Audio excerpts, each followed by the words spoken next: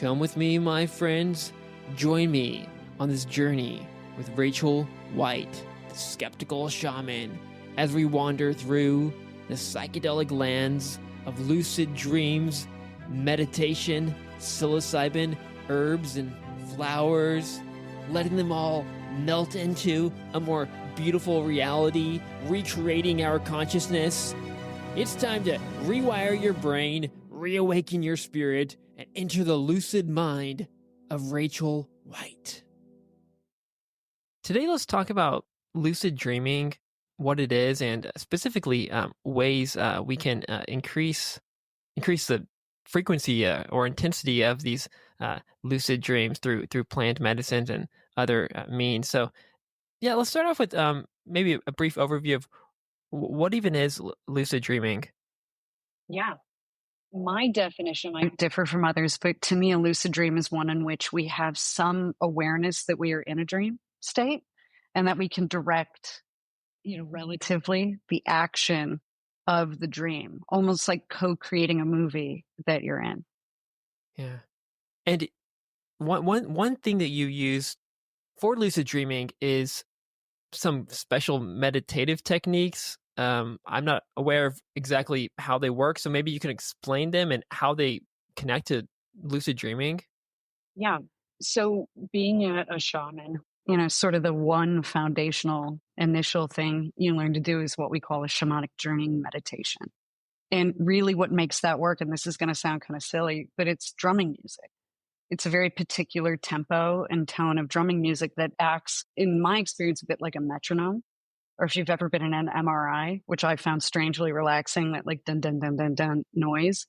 And the exact cadence of that drumming music stimulates what author, and he was a shaman as well, Michael Harner, called shamanic state of consciousness, or SSC. And it's a waking version of a lucid dream. So it puts your brain into a theta wave state. And the corpus callosum, which is sort of the fiber that connects the two hemispheres of the brain, starts to implement like active communication between the two hemispheres of your brain simultaneously. And so when you're in a shamanic journey meditation, they're highly visual for most people, very intense, lots of things coming up, things that are, so your subconscious mind and conscious mind are talking.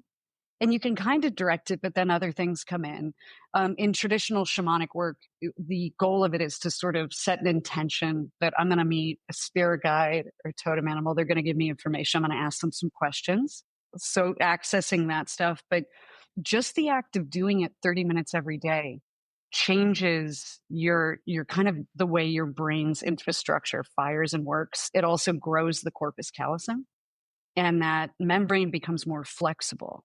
So it shifts your brain full stop. I have tried to, I know this is going to sound funny. I usually take December off of client facing work, and it just hasn't gone very smoothly. It's been a very extroverted December, unfortunately. But to combat that, every day in the late afternoon, I've done this meditation technique. I just go in my energy workroom next door. I lay in a yoga mat, head propped up, pillow under my knees, nice soft lighting. And I listen to this drumming music. And some, quote, journeys are really linear and cogent, or they're mystical, or they're whatever. Others are, I hate to admit it, but like arguments with people, if you will. If you've ever stayed up at night having an argument, trying to sort something out, noodle out a solution to an issue, sometimes that'll come in. I just leave that alone. I don't even bother with like trying to get rid of it or anything else. Every evening, as a result of that and some other things that I've been doing in earnest, which we could talk about, which is like herbal teas and gentler forms of plant medicine, I've had just a nighttime of dreams. Some of them are more lucid than others, but it's almost been like a backlog of unread emails in terms of dreams. And one of the primary things I cut out about a month and a half ago is all cannabinoids, including anything with hemp, like CBD, anything like that. Because I find that those stymie dreams in general, but lucid dreams in particular. And I really wanted to get into it and get going. And it's been very intense. I've made several major life changes, like in just a matter of weeks. Because there's something about engaging the subconscious and or the energy body where you get really clear on things, and then it almost feels urgent, right? And 2 nights ago, my husband and I had a conversation about just logistical stuff in my life and with my business, and I saw his point of view, and it wasn't an argument, but I really saw his point of view from, like, a wider gaze, and I felt a really instantaneous connection to an inner clarity and inner peace that I haven't felt for a while. It's been a long couple of years, I think, for a lot of people, myself included. I was like, "Oh, there that is. There it is." And I don't know that I would have even momentarily accessed it the way I did had it not been for the daily meditation and just some intentional steps. I'm not giving up on cannabis in my life. I have joint inflammation. I run a little bit more type A. It's not my enemy. Like, it doesn't seem to disagree with my system, but for the purposes of getting into some deeper work, it just wasn't going to be helpful this month. I think you're the first person I've met who's put such a deliberate focus on increasing their lucid dreaming. It's a great kind of goal to have, but at what point or when did you start focusing on this? Well, every December, the running joke is I schedule my nervous breakdown in December every year, which it's not always a breakdown. This one was a little bit more of one. Thankfully, it turned into a breakthrough, but I could feel, like, psychically or energetically or in my consciousness, I felt backed up. It felt heavy. It felt like a hoarder house kind of in here a bit. And I knew that the only way out was through. And other people have talked about it here and there, unlikely sources, unlikely voices of reason. One of them being Jimmy Dore. I don't know if you're familiar with him, but he's a comedian. He's got a really big YouTube channel. And he was famously, he always joked he was his language. Can you swear on here a little bit? Yeah, yeah. Yeah, jagoff pothead comedian is sort of like the way he would introduce himself. He's from Chicago, like I am originally. So jagoff is a very Chicago word. And he decided at some point to stop smoking marijuana, I think because of a session with his therapist. And it had been a part of his life and his evening for decades and decades. And he started having these incredible dreams with very Jungian, like Carl Jung, Jungian archetypes, and dealing with issues that have needed to be looked at and processed for a long time. And he talked about it on his show. And I think he also talked about it with Joe Rogan on his podcast. And so it's getting out there. I think, we're asleep for what? At least, 6 to 10 hours, depending on who you are and what age you are a night. You're in a different state of consciousness. And we act as though the things that happen when we're in that state of consciousness are not important. And they are. Being a human in this world with hyper novelty and the accelerating rate of change, it's like, welcome to complex systems. We always think we can use a cheat code or something to game the system, particularly our system. And in this case, I think we're shortchanging ourselves of a lot of wisdom and also nervous system recovery. I have an OCD and a PTSD diagnosis, so I'm certified crazy. Kind of, I have diplomas to show you and everything about it. But the thing that works the best for those is to make sure you get sleep, that you're lucid dreaming, you're processing your stuff, that it's not building up and ramping up your anxiety in an irrational way, which is largely rooted in the subconscious. And then the other piece of it is I really like microdosing psilocybin mushrooms, psychedelic mushrooms. I don't do it all the time. I kind of pulse depending on, if I'm starting to feel brain fatigue or I'm starting to feel hypervigilant, which is one of those PTS symptoms of like scanning for danger or feeling really up, holding tension in the body. And it's done wonders for neural pathway development and getting out of that better than there's no prescription medication that they can prescribe you that quote cures PTS. It just doesn't. And that's why so many military veterans, I'm not one, but they are going to plant medicine and they're getting a lot of help from it. Ibogaine, ayahuasca, DMT, psilocybin, these are all medicines for that. Yeah. Yeah. That's interesting. Yeah, when I use cannabis too, I do notice the vividness and the memory of my dreams decreases. I don't know how it's worked with psilocybin, but why is it that you think that cannabis does this to our dreams, and why things like psilocybin and other substances do the opposite and increase the vividness of our dreams, and even make them so vivid that we're conscious in those dreams, we're lucid dreaming? I don't know what the scientific mechanism is. I know that it's been studied a bit. And I'll tell you that a lot of people that smoke pot regularly talk about the THC withdrawal dreams, like day 2 or 3 without pot. Let's say you vacation somewhere where you can't fly with it. You're not going to be there that long. You don't want to crotch it through the airport or whatever the case is. And the dreams are usually really intense. And so my working theory is that that intensity is likely the result of unread psychic emails, right? Like it's coming in with a vengeance because you haven't been looking at it. And it usually happens to me when I go to New Orleans because you're like, I don't have my, joints here. It's legal in Texas if it's a Delta 9 product and things. So they have head shops all over the place here in Austin. But if I go to New Orleans, like day 2, there's usually a dream about like wolves in the house, or I'm outside in the jungle and there's lions. Like there's an intensity and a vividness, and also in my case, just that first night, usually like a bit of, I think, adrenaline. And I am not going to lie, I don't really know what the mechanism is there, but it does something. Yeah. Well, we don't need to know the mechanism. It's just like my curiosity going astray. There's a few things in shamanism that I explain as, because people ask me questions about how the clock on the wall works, and I'm not a clockmaker, and I don't know, but I can tell you what time it is. Do you know what I mean? Like I can Yeah. use the clock to get us to some practical knowledge, but I'm not an engineer. Yeah. So how exactly do you do the psilocybin? You say you're microdosing. Is it at like a certain time of day, or is it? It's not like right before you go to sleep. I don't imagine, or it could be. Yeah, maybe you could walk us through like how exactly we get from the shrooms to the lucid dreaming. Sure. Well, the shrooms primarily help with refreshing my, what I call like my neural pathway network. And so I will, just a very small amount in the morning with my coffee. Coffee is acidic. And I've noticed that mushrooms tend to turn my stomach sour. You don't really get sick, you don't get ill physically, but you feel kind of like, oh, nauseous. I'm a little sensitive to that. So I stopped using sugar in the coffee and I use honey, which again, I couldn't tell you what the binding agent is, but it seems to ameliorate nausea. So there's that. And go about my day. And it truly, anyone who's microdosed can tell you, you do not get high.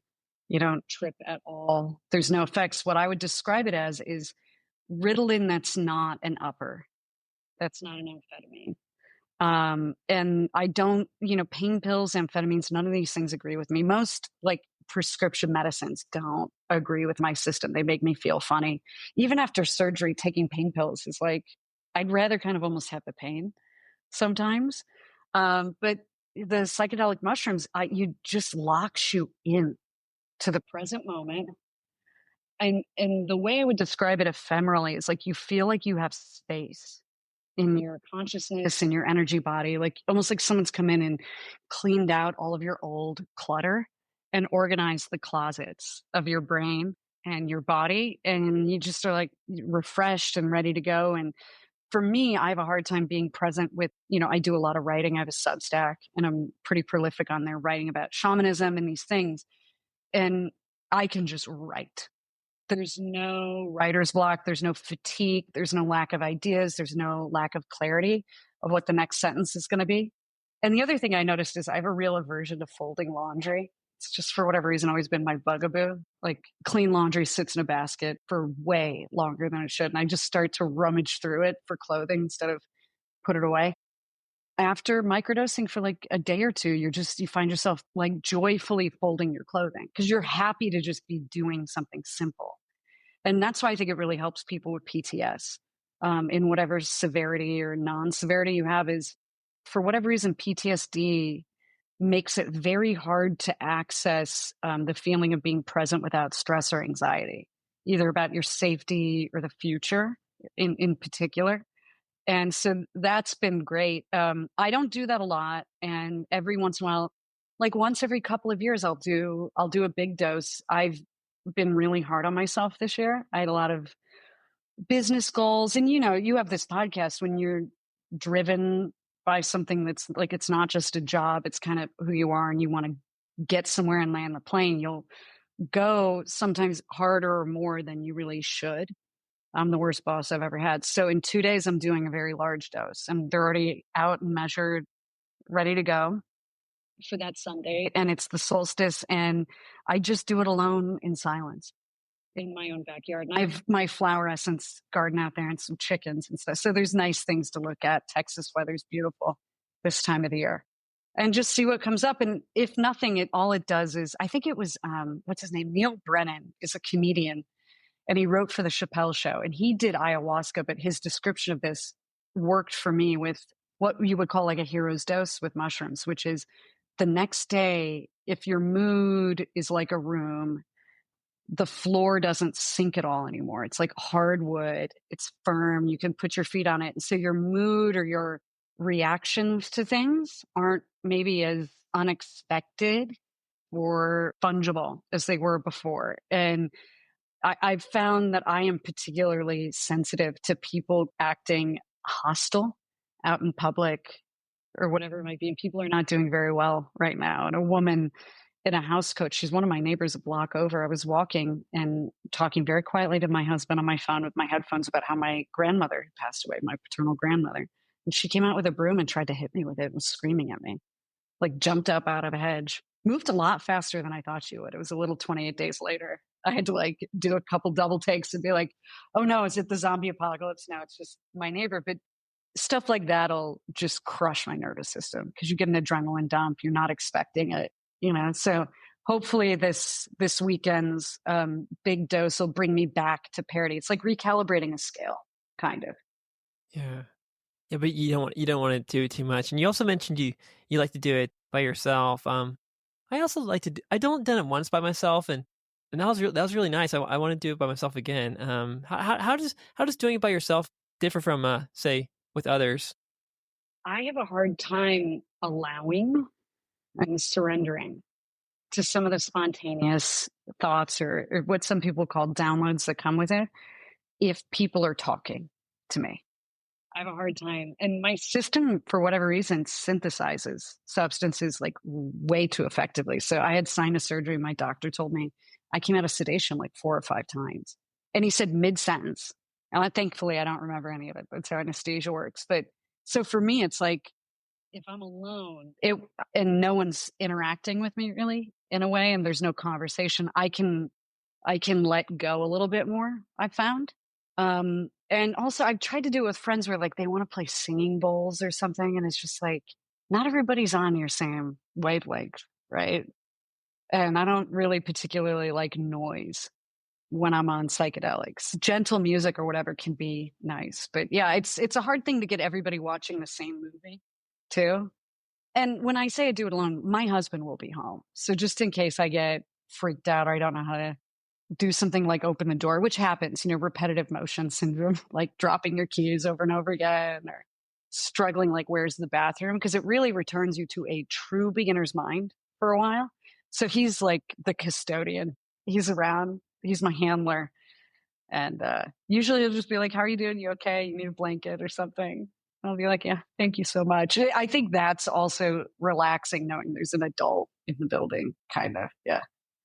It's interesting because we started off talking about lucid dreaming, but now these ways you're talking about how these substances and things are changing your waking life. It makes you think, well, maybe the whole bifurcation between dreaming and waking is not as strong as we thought it was, and it's like these things are increasing the presence and feeling of autonomy, not just in your dreams, but it sounds like also in your waking life. Yes. And the Aborigines in Australia, which is a shamanic culture, shamanism is not, I'm part Native American, but it's not just Native American. And that word, by the way, is not Native American. Depending on the tribe here, they'd say medicine man, whatever, right? But the Aborigines refer to this waking reality as dream time. And they say that your dreams are the real reality. And so to your point, in shamanism, we really do see whether it's the journeying meditation and what images come through there, or a lucid dream or any other dream, or even, when you access other states of consciousness and, the thoughts that emerge from that, it's all a part of the same phenomenon. And if you think about it as a river that's like always flowing and you're in it, it's just a matter of tapping in and accessing it. And the more often you do one or the other of these things that we're talking about, the easier the other things are. So there's no way they're disconnected, because shamanic journeying meditation really does stimulate coherent, meaningful dreams. And I've had clients who, they're not shamans. They just got started with this work. They do a shamanic journeying meditation. That night they go to sleep and they have a dream where they're doing energy work on themselves. And they don't even have a language for this. They don't know that what they just experienced is something like Reiki, but they're just doing it. So it's, meditating during your day. And I think in particular, a theta wave state. Like, there's other meditation types. It's not just shamanic journeying. You can do a yoga nidra meditation, some transcendental meditations and things like that do the same thing. It's an investment in your lucid dreams. Your lucid dreams, allowing for them and planning for that and having them, is an investment in like your waking consciousness. And in particular, I think the theme at the end of this year, at least for me and some of the people I've been talking to on my podcast, is around like emotional sobriety. Like, why am I really exhausted about this? Why am I triggered by that? Why do I have such a strong emotional reaction to this thing that I know is not that big of a deal? And I think the only thing that gives you access to those deeper layers of fascia, like the meaning in there, is this stuff, getting out of waking linear consciousness all the time. Because, your conscious mind is, thank God we have it. It's here to edit and constrict and get you focused on priorities, get you paying your bills, folding your socks or whatever it might be, which I need apparently a lot more help with than other people. But it's not there to help you delve into the deeper stuff. It's why Carl Jung focused so much on dreams and archetypes. And by the way, Carl Jung loved tarot. He would use it with his patients because he thought the images would stimulate the subconscious mind, which doesn't use verbal language the way the conscious mind does. It makes it so much more exciting to go to sleep at night now, because a lot of people are like, oh, I'm gonna go to sleep, gonna waste my time.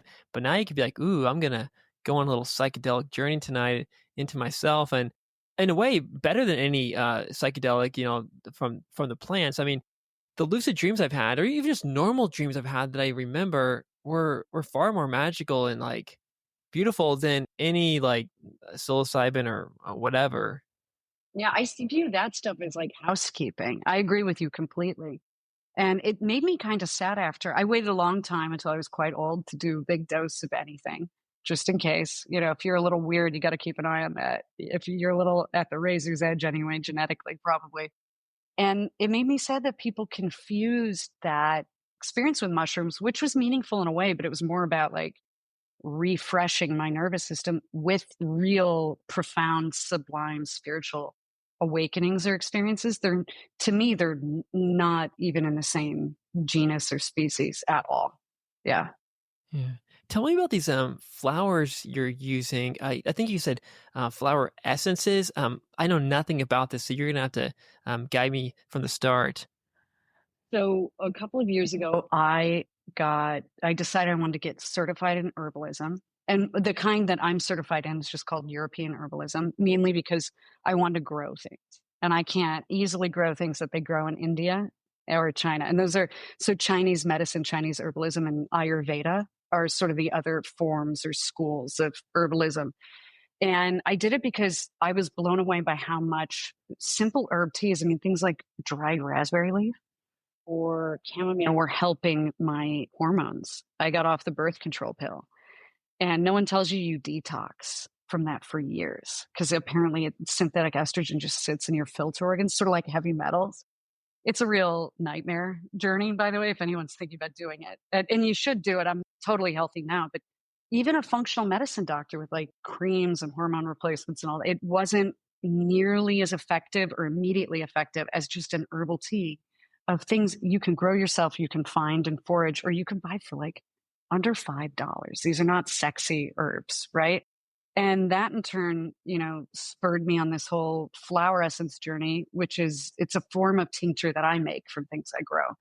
And we could have a whole exhaustive conversation on it, but effectively it's meant to be very gentle. It's 80% filtered water.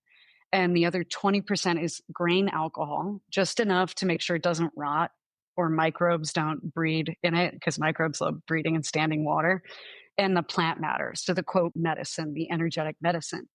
And they're meant to kind of imprint the energy of that particular plant, its analog, its sort of gifts or its intelligence onto your energy body over time. So over like many days and weeks, you take a drop and you're kind of moving in that direction.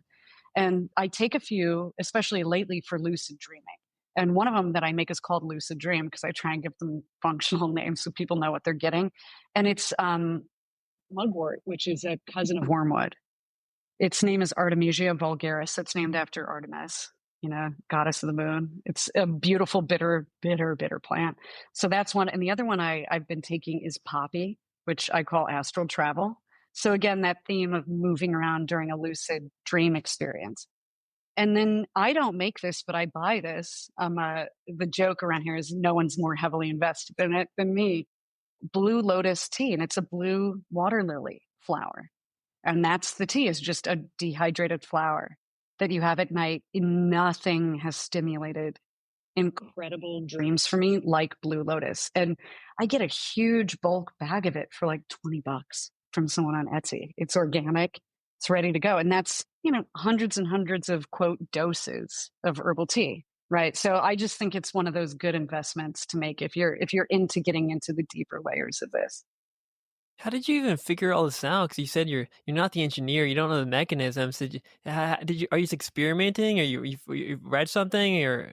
When you do what I do long enough, so even though I worked in corporate for a long time, for 23 years, I've had Totem, my spiritual business, if you will, for 15.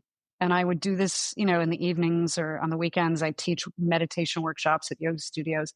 And you talk to people and they just ask you like, hey, what do you think of Blue Lotus? And I'll be like, I don't know. I have no idea. And I write it down and I go look. And it's one of the things I love about this work is you never stop learning. And the more you learn, the more questions you have. And it propels you forward, right? In a major way. And I think it was in the interview I listened to, I want to say it was a podcast, where they were talking about Frank Herbert's Dune series and the worm poison, the bile from the sandworm, and how it's blue and it turns everyone's eyes blue. And whoever this was, and I apologize for not remembering the expert, said that they found evidence in ancient Egypt of these hieroglyphics depicting the blue lotus tea being combined with psychedelic mushrooms.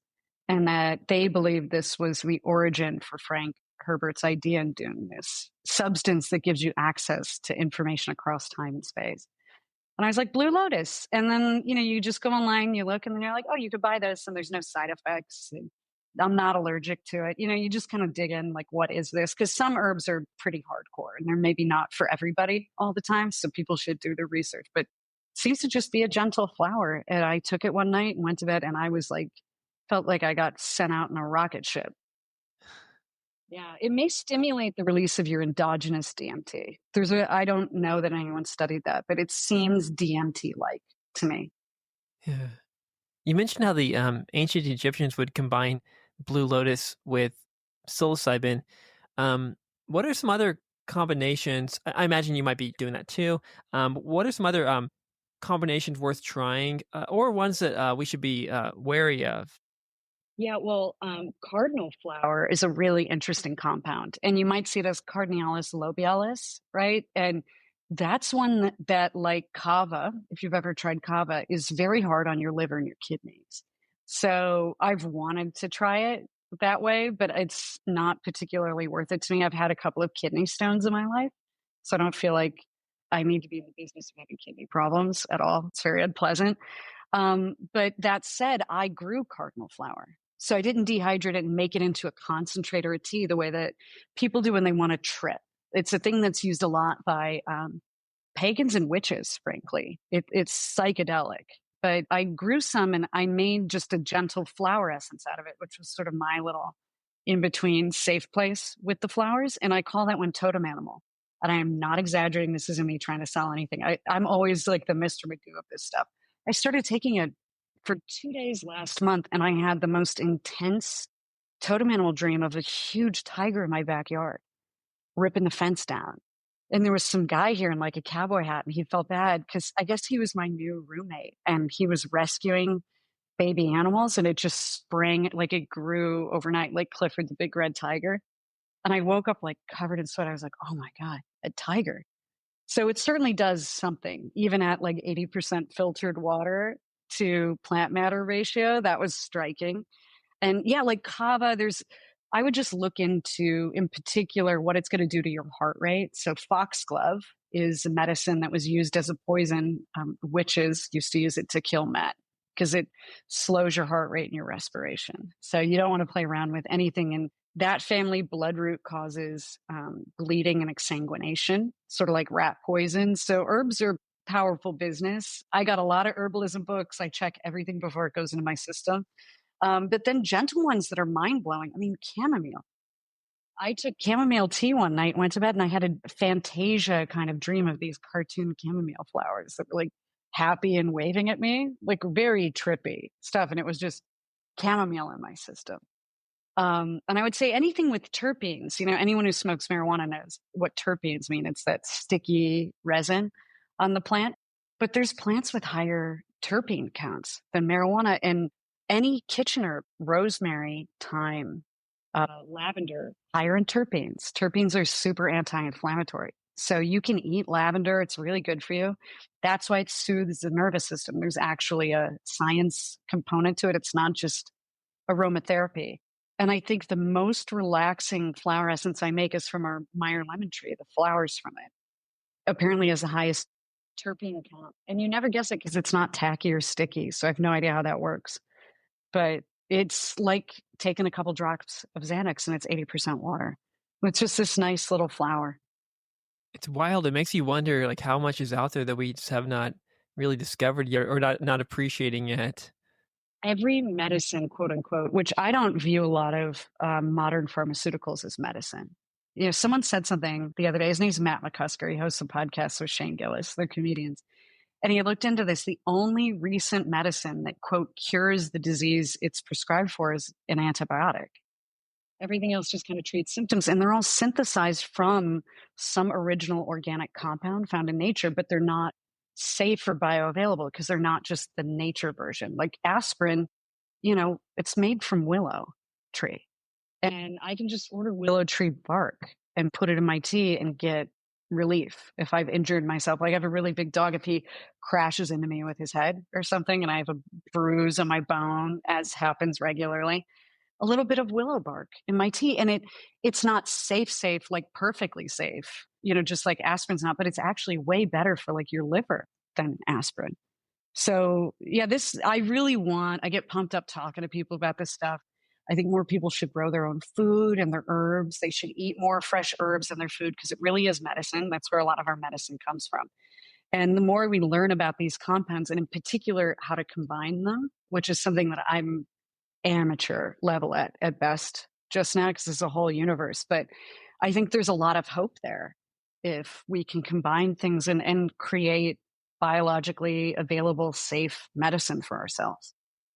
When you're lucid dreaming, what kind of things are you looking to do? Some things I do is I will just like investigate like the world itself and see, wow, smell is kind of like this, sight is kind of like this. I'll do that kind of simple thing, but it'll also be like, of course, taking actions boldly that you normally couldn't take because there's consequences. But what kind of things do you do in there, and what has lucid dreaming taught you about what we're calling reality? But it's just the other side of reality. I had one the other night that I'm very fond of, and I was walking in sort of like this empty hedge area. So there's woods off to one side, and it was winter, and there's snow on the ground. There's not snow here. I was like, oh, I wonder where I am. And through the canopy of the barren trees, I saw northern lights, like really vivid northern lights, and I knew I was dreaming. And so I just like floated up, flew through the hole in the canopy at the trees and was floating in the air towards the northern lights, watching them. And the weirdest detail in the dream is I looked down and there was this labradoodle, like someone's dog in a backyard, like looked at me and barked at me, and I looked at it. And there was like genuine surprise. Like the dog was like, "What are you doing here?" And I was like, "What are you doing here?" And it made me wonder if I was really traveling in my astral body form, because it was like a dog and I came upon each other and surprised each other a bit. And I woke up and I was just in the best mood because it was just so beautiful. And it's so much more vivid in your mind's eye than anything like our computers or AI or animators could ever create. And I think we shortchange ourselves by thinking that that's really beautiful because we maybe haven't all access like the images or smells or experiences that your own mind can generate. So that was a really cool one. Um, I also have I had a dream where I was riding a horse through my neighborhood here, like up and down city streets. And that was really cool and fun because it was like I was doing something inappropriate, to your point, taking bold action. You know, if I was riding a horse around downtown Austin, I think someone would say something to me. And it was just fun. It was like nighttime in the neighborhood and I'm out on a horse. Yeah. We talked about psilocybin and we talked about the flowers. I imagine there are other things that you're excited about, other plant medicines or other kind of techniques or something. So yeah, what else you got in your little toolkit? Well, my husband is a chef, so he helps me with the garden and the chickens and literally everything around here. And for Christmas, he bought me new garden shears, very nice, very expensive ones. If you know anyone who gardens, gardening shears can get quite pricey. So I was very grateful. It'll actually cut things for a change safely. But he also got me books on what's called Korean natural gardening or Korean natural farming. And the basis of it is, I guess Korea has very poor soil conditions there. So agriculture is very hard. And it's essentially all these textbooks on how to make and grow your own microbes. Sort of like, God, what's the name of that tea everybody likes to drink that has the SCOBY in it? Kombucha. Or, variations on kimchi, but it's fertilizer for your soil. And in addition to it being perfectly safe for your soil, you can feed it to your animals. It's probiotic. Everything in these textbooks, totally edible, and you can eat them and restore your biome. And it's just stuff that like curds and whey. You put it in jars and you get it in the garage or a cool, dark place, and you just let it kind of cook. I'm sure this house mid January is going to smell like feet or something, probably. But we're diving into it because the soil here in Texas is poor. And I'm, originally from Chicago, and I'm not used to the sun just bleaching the surface of the earth. And also, they never had the glacier come in from like the Great Lakes deposit here, and there's no nitrogen in the rain. So there's nothing that restores the soil. And trying to dig into doing that so that everything we eat from the backyard has the kind of trace minerals and the nutritional content that you would need. And same thing with the flowers and the flower essences, like really amping up the antioxidants in them. A lot of flowers have a high amount of vitamin C in them. So if worst comes to worst, you could probably stave off scurvy for a while, just eating a couple edible flowers. You don't necessarily need lemons. And so that's a whole world that, I'm, to say I'm a beginner, I'm like chapters 1 or 2 into these books. They're really complicated. It's frankly more my husband's kind of stuff that he tends to understand recipes and ratios and things like that. But I'm going to get into it this winter and learn how to do it because that's another form of medicine, probiotics. Yeah. You also have this totem card deck, these tarot cards or whatever they are, and I was gonna not even talk about because I was like, I don't know anything about this stuff. So how would you explain this stuff to people like me who just don't really believe in it? Well, the flower essence deck I kind of made especially for people like you because it has all these images literally based on photographs from the garden that Emma Cook is the artist on this. She and I stylized these, and they're kind of like flashcards for learning about herbs and flowers and trees and what they offer. Like there's spiritual, but also medicinal benefits because of the FDA, which I'm sure you have an opinion about the FDA. I can't make health claims. So we lean more into the spiritual piece. But this one, for instance, it self-defense yarrow. You pull this card out, you get the little booklet out, you can look it up. Its Latin name is Achillea milleforium. So it shores up your Achilles heel. And it's totally edible. It makes a great tea and it's considered super protective. And BetterHelp, which is my making fun of the online therapy thing, is stinging nettle because it's super anti-inflammatory. It helps to cultivate self-awareness. So it supports that. Here's our good friend Lucid Dream. I got a mugwort. Ooh.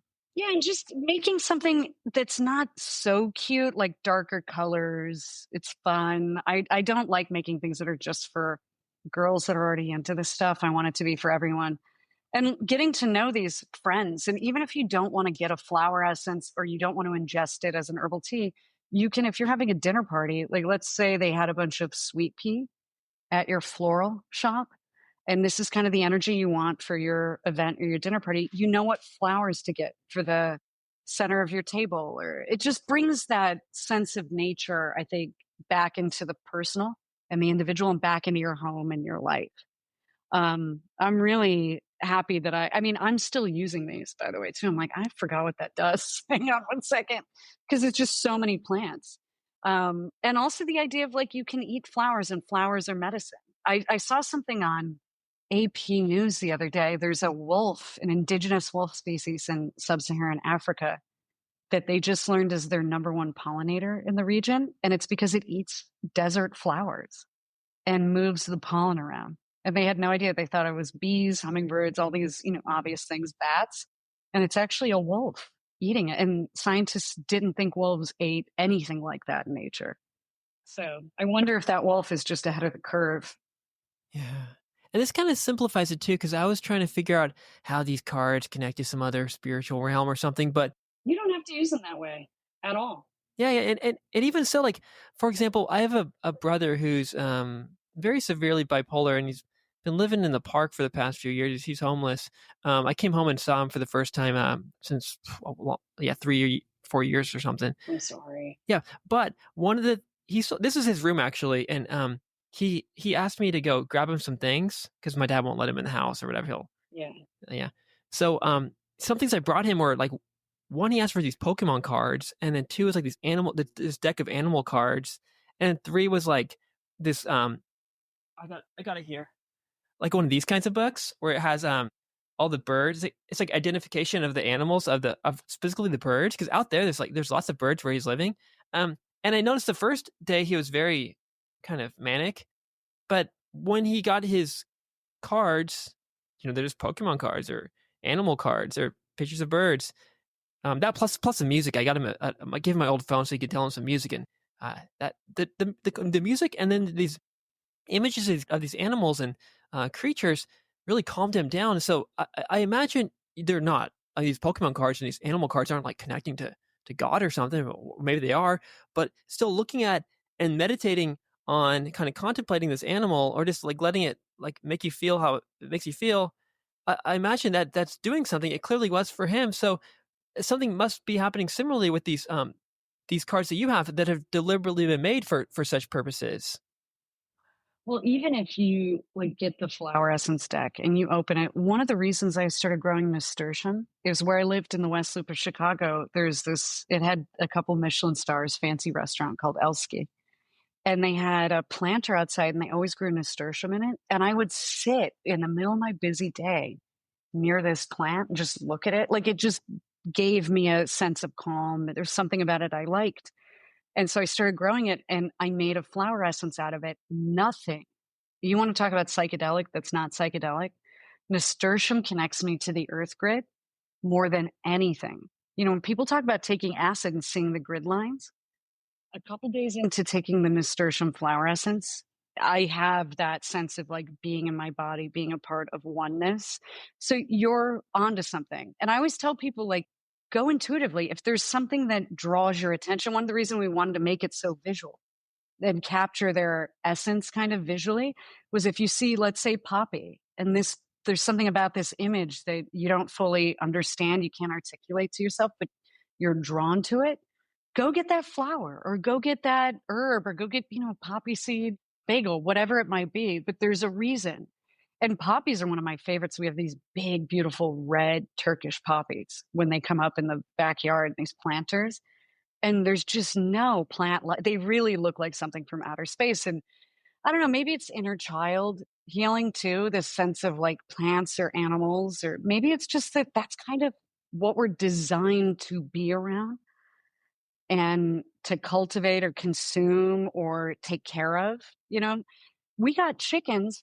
I've never felt anything reduce my stress, like my physical somatic stress, more than going out in the backyard and watching 4 chickens.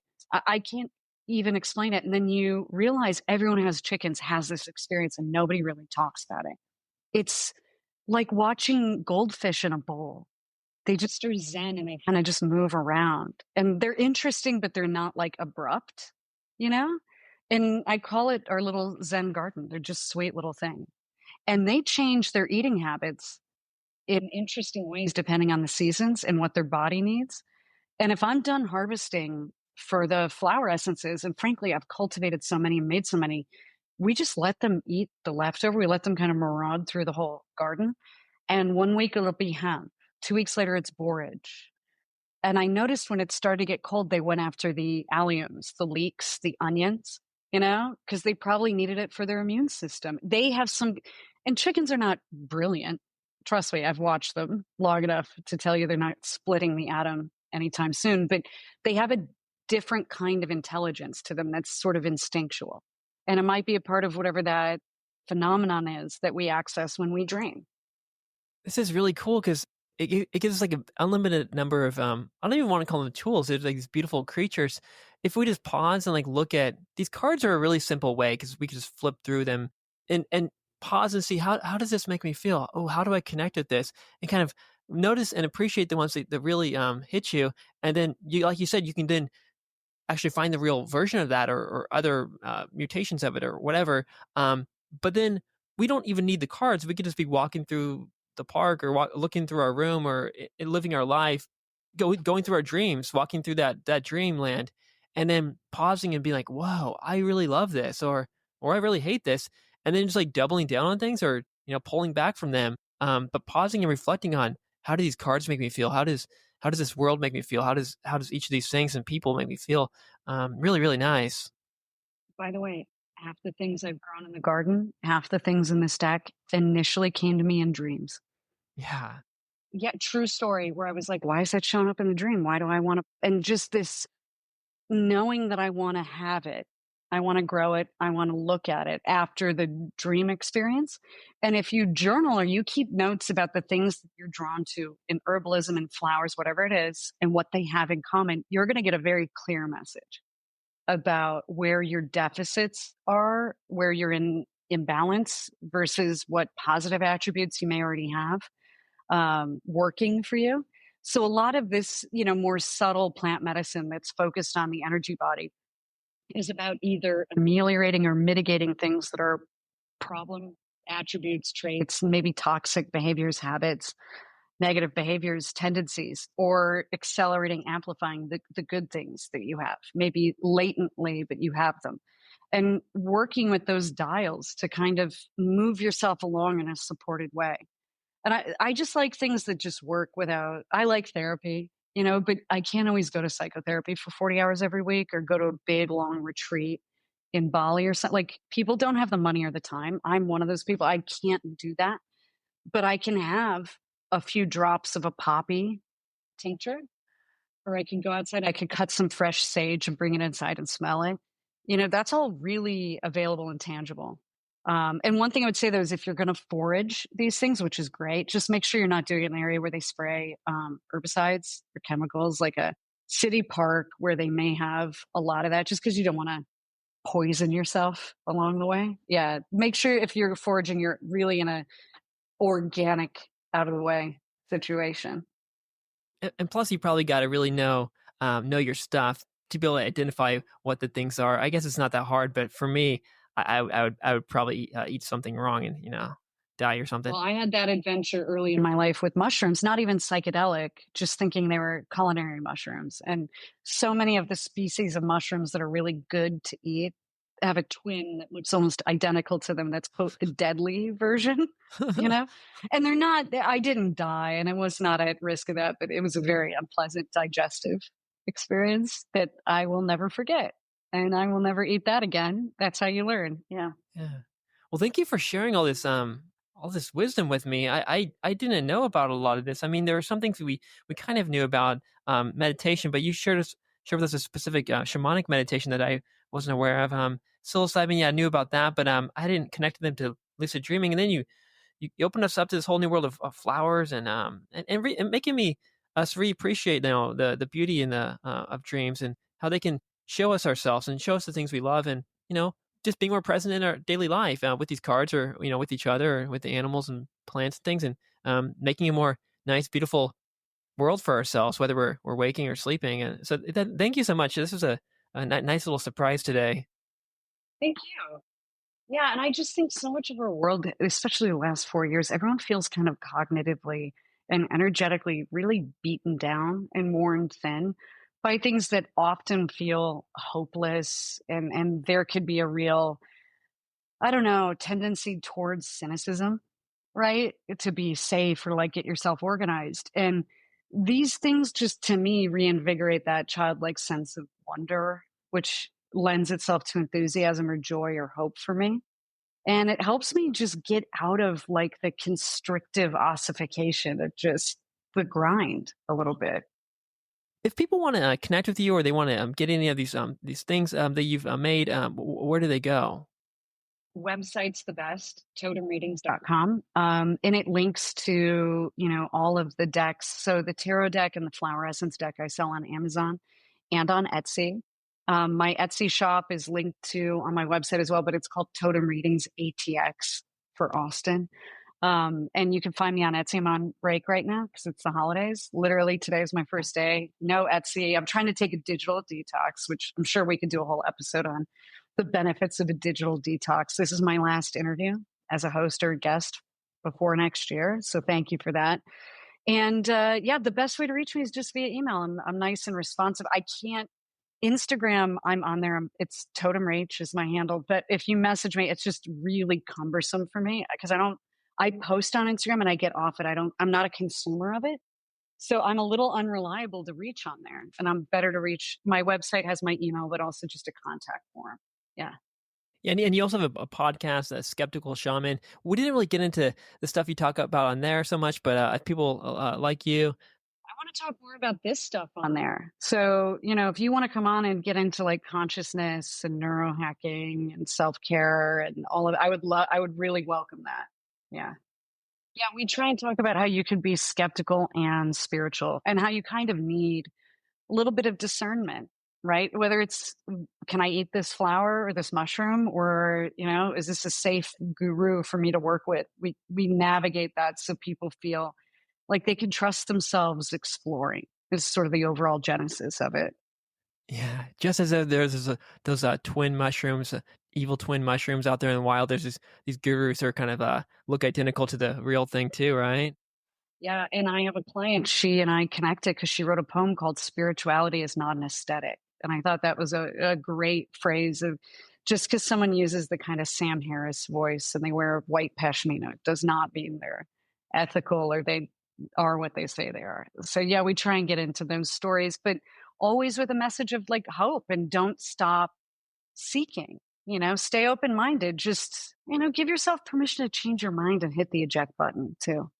Well, thank you again for this. It sounds like there are like a lot of other conversations we can have in the future. This is hopefully just a little beginning, but it could be a goodbye. But I'm always open. So anytime you want to talk about anything, let me know. I'm always open to that. This is fun. Thank you. Thank you so much. Sounds great. Thank you.